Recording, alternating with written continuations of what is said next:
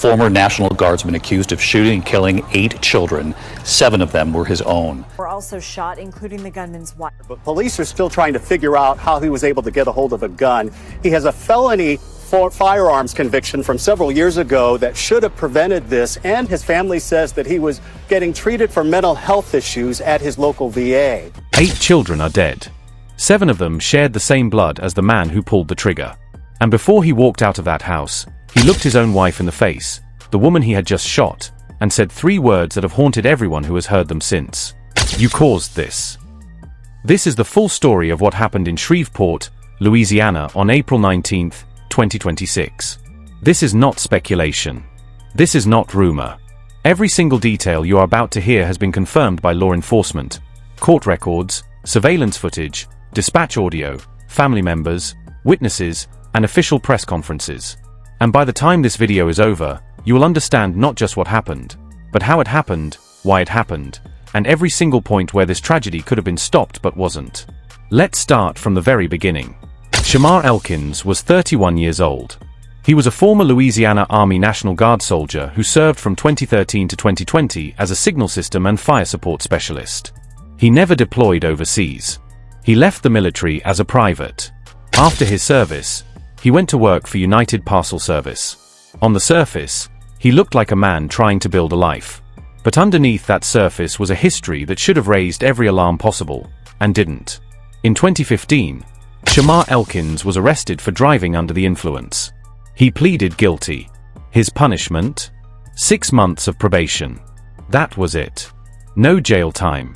No serious consequences. Just 6 months of checking in and moving on. Most people would say that's a second chance. And maybe it was. But what happened 4 years later tells a completely different story about what Shamar Elkins did with second chances.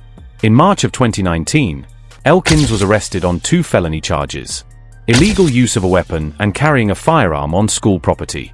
According to the police report, Elkins had gotten into an altercation with someone in a vehicle.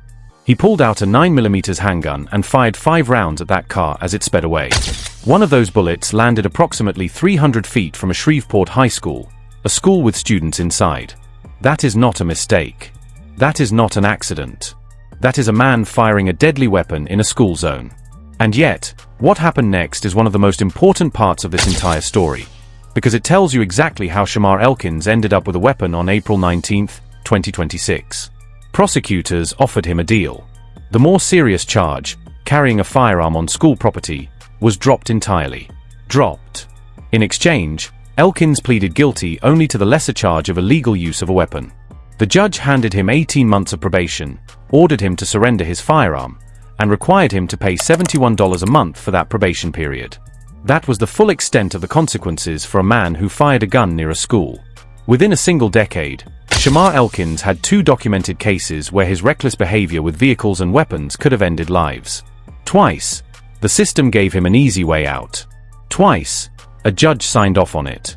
And now, years later, that leniency was coming into direct focus. Because of that 2019 conviction, Shamar Elkins was a convicted felon. Under federal law, convicted felons are prohibited from owning, possessing, or purchasing firearms. Period. So when investigators began piecing together what happened on April 19th, one of their first and most urgent questions was simple. How did this man get a rifle? He was not legally allowed to have one. He could not walk into a gun store. He could not pass a background check. So where did the weapon come from? The answer came quickly, and it led to an arrest. Authorities say that the rifle used in the attack was originally purchased by a woman. Investigators spoke with that woman, and she told them that she had given the weapon to a 56-year-old man named Charles Ford. Ford is himself a convicted felon, which means he also had absolutely no legal right to possess any firearm whatsoever. ATF agents confronted Ford about the weapon. He lied to them. He denied having it. But he later admitted that he had kept the rifle under the seat of his vehicle. Investigators are still working to confirm exactly how the weapon traveled from Ford's possession into Elkins's hands.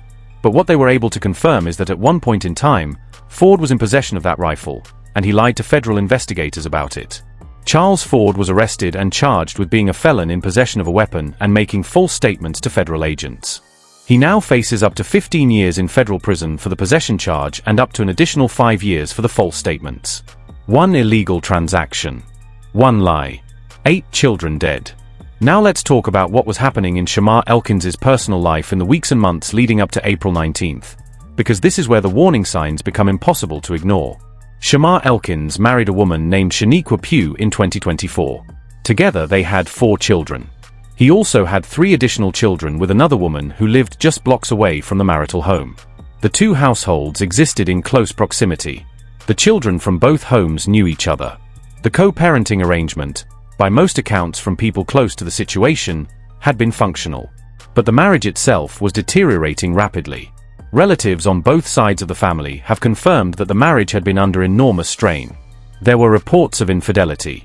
There were serious financial pressures. Shaniqua had made it clear in the period leading up to April 19th that she was done with the marriage. The 2 of them were scheduled to appear in court on April 20th, the very next day, to finalize their separation. They were 1 day away from a judge making that divorce official. But here is what makes this timeline so devastating. This was not a surprise to anyone who knew Shamar Elkins well. His adoptive mother, the woman who raised him, revealed that years earlier, Elkins had made a direct threat to his wife. He told her, explicitly, that if she ever filed for divorce, he would kill their entire family. According to his adoptive mother, Shaniqua did not take that threat seriously at the time. She dismissed it as him just talking, just venting. She did not believe he meant it. She had no reason to believe, in that moment, that the man she was with was capable of following through on something so unthinkable. She was wrong. And she paid for that with her children's lives.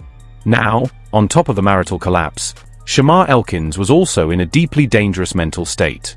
In February of 2026, just 2 months before the shooting, Elkins had attempted to take his own life. After that attempt, he was taken to a nearby Veterans Affairs hospital where he received medication and counseling. According to a cousin of his brother-in-law, Elkins stayed at the VA facility for a week and a half before being released back into the community. His family believed he was getting help. They believed he was getting better.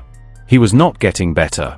On April 5, 2026, 2 weeks before the shooting, Shamar Elkins called his biological mother's home. He spoke to his stepfather. He told him he was having dark thoughts. Thoughts that included suicide. And then, abruptly, he ended the call with a sentence that his family has not been able to get out of their heads since.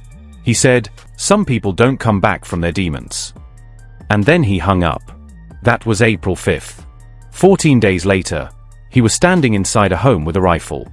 His brother-in-law, a man named Brown, has spoken about those final days. He said he tried everything. He tried to get Shamar outside, to play cards, to go for walks, to stay connected. He asked him directly if he needed to go back to the hospital. Elkins told him no. "I'm just gonna deal with it," he said. Brown said he wishes, more than anything, that Shamar had gone back and gotten the help he needed. But he didn't. And no one had the legal mechanism to force him. The day before the shooting, Shamar Elkins spoke with his mentor, a man he had known since childhood, someone he called uncle, a former soldier who had helped raise him in the absence of a father. The 2 of them talked about the upcoming divorce. According to the mentor, at that point in the conversation, there were no signs that something catastrophic was about to happen. Elkins seemed troubled. He seemed sad. But there was nothing that raised an immediate alarm. The mentor went to sleep that night with no idea that the next time he would see Shamar Elkins, it would be the last time. April 19th, 2026. Sunday morning. 5:55 a.m. The first 911 call came in. A woman calling from the roof of a home on the 300 block of West 79th Street. She was trying to escape. She told dispatchers there was a man inside the house who was shooting. She said she believed everyone inside had been shot. Within minutes, a second call came in identifying the shooter by name, Shamar Elkins. The home on West 79th Street was not a random target. It was the home where his wife Shaniqua lived with their 4 children, along with her sister and her sister's family. Multiple people were inside that house when Shamar Elkins entered. As the attack unfolded, people desperately tried to escape. Some climbed onto the roof. Others attempted to flee through a second-floor window, dropping down onto the top of a garage below. At least one child was seriously injured in that attempt to survive, a child who jumped because staying inside meant certain death. When law enforcement arrived and cleared that home, they found 5 children dead. Shamar's wife had been shot. Others were injured from their attempts to escape. The scene that officers encountered inside that house is one that emergency responders in Shreveport said they had never seen before and hoped to never see again. But Shamar Elkins was not done. From the home on West 79th Street, he did not run far. He moved on foot to a home just blocks away, the home where his girlfriend lived, the mother of his 3 other children. He went inside. He shot her. But she survived. And despite being shot, she managed to call 911. She told dispatchers that her boyfriend had shot her and had taken their 3 children and fled the scene. That call came in at 6:07 a.m. 1 minute later, she identified the suspect as Shamar Elkins. At 6:10 a.m., dispatch linked both shootings together. Law enforcement now understood they were dealing with one man, 2 crime scenes, and multiple victims, with 3 children now unaccounted for and potentially inside a vehicle with an armed and dangerous suspect. At 6:15 a.m., officers received information that Elkins had carjacked a red Kia Sportage near West 79th Street. He had approached a driver at gunpoint, forced them out of their vehicle, and taken it. A witness in the neighborhood described seeing the carjacking victim flagging down cars on the street, desperately trying to get someone to stop. That victim was lucky. Shamar Elkins had just killed multiple children. He had a rifle in his hands. And he let the carjacking victim walk away. That man survived because of circumstances that no one can fully explain. At 6:17 a.m., officers on routine traffic patrol spotted the red Kia Sportage traveling southbound on Interstate 49. The chase was on. Officers advised at 6:18 that they were crossing the Red River Bridge heading into Bossier City, approximately 15 miles from Shreveport. The suspect was running red lights. He was on the interstate heading east. Dispatch kept officers updated in real time. At 6:20, officers received critical information. The 3 children taken from the Harrison Street residence may be inside that fleeing vehicle.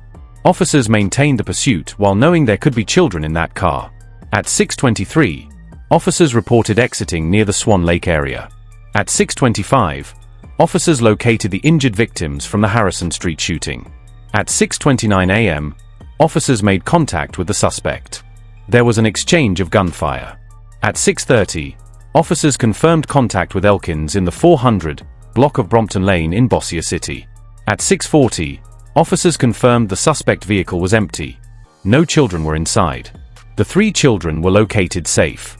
At 6:43, officers cleared the West 79th Street residence and confirmed multiple deceased victims. At 7:03 a.m., Shamar Elkins was pronounced dead at the scene on Brompton Lane. From the first 911 call to his death, 68 minutes. In 68 minutes, Shamar Elkins had carried out one of the deadliest single-day tragedies in Louisiana history. The children who were killed have been identified by the Caddo Parish Coroner's Office. Their names deserve to be spoken clearly and remembered. Jayla Elkins, age 3. Shayla Elkins, age 5. Kayla Pugh, age 6. Layla Pugh, age 7. Marcaden Pugh, age 10. Braylon Snow, age 5. Kadarian Snow, age 6. Sariah Snow, age 11. 5 girls and 3 boys. 7 of them were Shamar Elkins's own children. 1 was his nephew. The father of Marcaden Pugh, the 10-year-old boy, took to social media in the days following the tragedy. His words were raw and unfiltered and completely heartbreaking. He wrote that his day had been totally destroyed. That he had lost 8 of the most beautiful people in the world. He said his heart was hurting in a way that he had never experienced before. He said he was not okay. He said he would not be okay for a while. He described those 8 children as precious babies. Babies that he had helped take care of, helped raise, on a daily basis.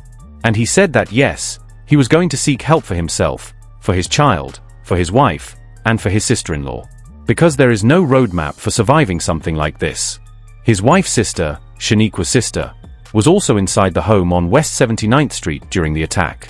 She escaped by jumping from the roof. She broke her hip in that jump. Her 10-year-old son, Marcaden, did not make it out. She is now recovering from her injuries, physically, while carrying the weight of losing her child. Elkins's wife Shaniqua, the woman he shot in the nose and face, the woman he told you caused this, she survived. She was rushed to the hospital and underwent multiple surgeries. Her aunt told reporters that she was shot multiple times in the face and stomach. As she recovered, a reporter spoke with her. She said she had one question for him when he shot her. She asked him why. His response was those 3 words. "You caused this." And she told investigators that to this day, she does not know what he meant by that. She does not know what she was supposed to have caused. She doesn't know if he meant the divorce. She doesn't know if he meant his own pain. She doesn't know if he was transferring blame for the darkness inside him onto the one person he was about to destroy. She has no answer. And she may never have one. The investigation into Elkins's final moments produced conflicting accounts. Louisiana State Police said that officers and the suspect exchanged gunfire and that Elkins was struck by police fire. However, a preliminary autopsy report stated that Elkins died from a self-inflicted gunshot wound. His mentor, the man whose home the chase ended at, came forward publicly and confirmed that Shamar had come to his residence because it was a place he trusted, a place he felt safe. The mentor said Shamar had called him uncle since childhood. He said he had no idea what had happened when he opened that door. He heard Shamar's voice and he opened the door to the person he considered family, and what followed ended with Shamar taking his own life. There is still conflicting information between the mentor's account and the official police version, and investigators have continued to look into the exact circumstances of Elkins's death. Witnesses in the Bossier City neighborhood where it ended described waking up to sirens and then gunshots. One resident said he woke up when his wife told him she thought she heard something. Then they heard another shot. Then several more. He grabbed his firearm and went to check the back of his house. The entire cul-de-sac was lined with police officers, guns drawn, yelling commands. He described it as nothing like anything he had ever experienced, something that still hadn't fully hit him even as he spoke about it. In the days after April 19th, the shooting drew national attention. Louisiana Governor Jeff Landry received a direct phone call from President Donald Trump. The governor stated publicly that Trump and the First Lady had joined them in prayer for the victims, their families, and the 2 mothers who were still fighting for their lives. House Speaker Mike Johnson, whose district includes Shreveport, called it a heartbreaking and unspeakable tragedy. He spoke about how crimes like this are impossible to predict and impossible to protect against in every instance. He committed federal resources to assist local authorities and hosted a moment of silence on the House floor. Johnson noted that while information was still emerging about mental health red flags, there apparently had not been enough reported to local authorities to trigger any kind of intervention. The conversation around gun laws intensified immediately. Critics pointed to the fact that Elkins was a convicted felon who should never have been able to access a firearm. They pointed to the 2019 plea deal that reduced his felony conviction and the system that allowed Charles Ford to illegally possess a weapon and allegedly pass it along without consequences, until it was too late. Shreveport Councilman Grayson Boucher pointed to a deeper systemic issue, noting that more than 30% of murders in Shreveport are domestic in nature. He called it a true epidemic of domestic violence in the city. He also noted that just 1 month before the shooting, in March 2026, the Shreveport City Council had voted to withdraw from a partnership with the Caddo Parish Sheriff's Office that would have operated a domestic violence resource center at a new police substation. The mayor said his office was working to support a comprehensive domestic violence center. That center did not exist on April 19th. The Shreveport shooting is now the deadliest mass shooting in the United States since January 2024.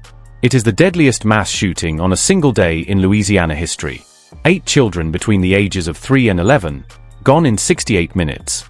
What happened in Shreveport on April 19th, 2026 was not simply the story of one man snapping. It was the story of a system that had multiple opportunities to intervene and didn't. It was the story of a 2019 plea deal that reduced a felony weapons charge near a school to a slap on the wrist. It was the story of a mental health evaluation that released a man who had attempted suicide back into the community 2 months before he killed 8 children. It was the story of a threat made years earlier. If you file for divorce, I will kill our entire family, that was dismissed as talk and never reported to authorities. It was a story of an illegal gun that passed through at least 2 convicted felons before ending up in the hands of a man who used it to murder the most vulnerable people imaginable. And it was the story of 8 children, Jayla, Shayla, Kayla, Layla, Markaden, Braylon, Kadarian, and Soraya, who were asleep in their beds when the worst morning of their short lives began.